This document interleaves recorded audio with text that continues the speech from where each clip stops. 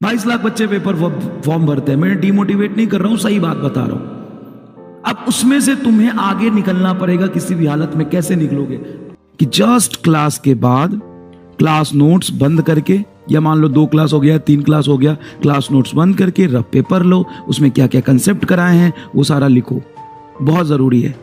और दूसरी बात असाइनमेंट और डीपीपी बिल्कुल किसी भी हालत में करना है। मैं बहुत सारे लाचार, बेबस और कमजोर बच्चों को देखता हूं, सर टाइम नहीं मिल रहा रिवीजन के लिए, सर असाइनमेंट करना जरूरी है।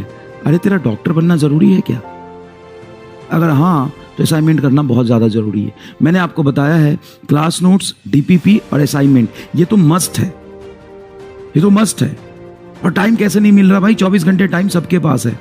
पढ़ने में, स्टार्टिंग में, फ्लो में आने में थोड़ा समय लगता है, लेकिन अगर तुम अपना सारा एनर्जी, सारा फोकस, सारा कंसंट्रेशन फिजिक्स, केमिस्ट्री, बायोलॉजी पे डालोगे तो बिल्कुल समय मिलेगा। अब मैंने तुम्हें 60 क्वेश्चन के असाइनमेंट दिए, तुम सर इतना असाइनमेंट कैसे होगा? एक बात बता दो, 3 घंटे में जाके तू 180 सवाल कैसे करेगा? तू 3 घंटे में जाके 200 सवाल कैसे करेगा? सारा ये जो तू सीख रहा है, साम दाम दंड भेद, किस दिन के लिए सीख रहा है? ताकि नीट के पेपर के दिन तू बैठ के पूरा 200 सवाल तू देख पाए, उसमें से 180 सवाल तू अटेम्प्ट कर पाए। ये तुम्हारी रफ्तार और एक्यूरेसी होनी चाहिए। और नीट फिजिक्स के लिए सिंपल एक बात बता देता हूं, ऐसा याद रखना, एक ही तरीका है नीट फिजिक्स को कवर करने का, सिर्फ और सिर्फ एक ही तरीका है। और वो तरीका ये है कि नीट में फाइनल पेपर में बैठने के बाद हर सवाल तुम्हें देखा हुआ आना चाहिए। हाँ, मैं ज्यादा पढ़ाता हूं, मैं बहुत सवाल कराता हूं, हर चैप्टर में 2-2, 300 सवाल कराता हूं, बहुत कम है ये।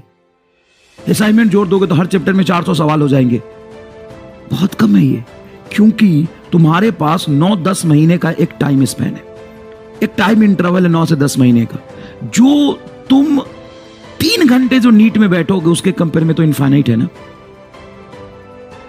उसके कंपेयर में तो इनफाइनेटली लार्ज टाइम है ना। तो उस 3 घंटे में जो भी तुम सवाल देख रहे हो, जो भी तुम्हारे सवाल नीट में आने वाला है, वो सवाल तुम्हें पहले ही करना पड़ेगा।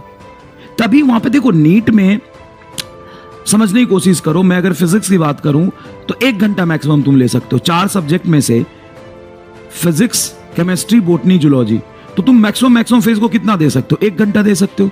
1 घंटे में 10 मिनट में हटा देता हूं OMR फिल करने में, नाम, पता, एड्रेस भरने में, तो कितना समय हो गया? 50 मिनट हो गया। 50 मिनट में कितने सवाल करने? 50 सवाल करने। मतलब विदिन अ मिनट आपको सवाल पूरा पढ़ना है, सवाल को डिकोड करना है, समझना है, कंसेप्ट याद करना है, फॉर्मूला अप्लाई करना है, कैलकुलेशन करना है, आंसर निकालना है विदिन 1 मिनट, 1 मिनट।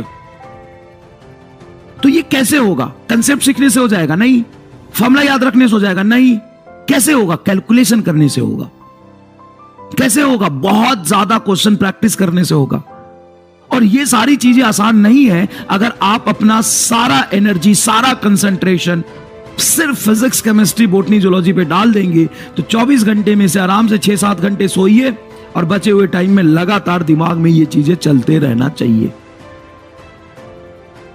और कोई चीज नहीं है, और कोई रॉकेट साइंस नहीं है। और सबको टाइम मिलता है। तू रोता रह जाएगा जीवन भर, लाचार, बेबस, इधर उधर घूमता रह जाएगा। सबको टाइम मिलता है।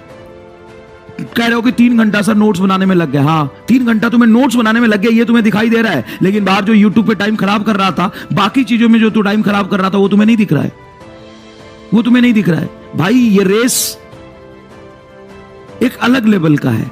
इसमें सिर्फ तुम्हें खुद में इंप्रूवमेंट नहीं करना है, दूसरे से भी आगे निकलना है। समझ गया?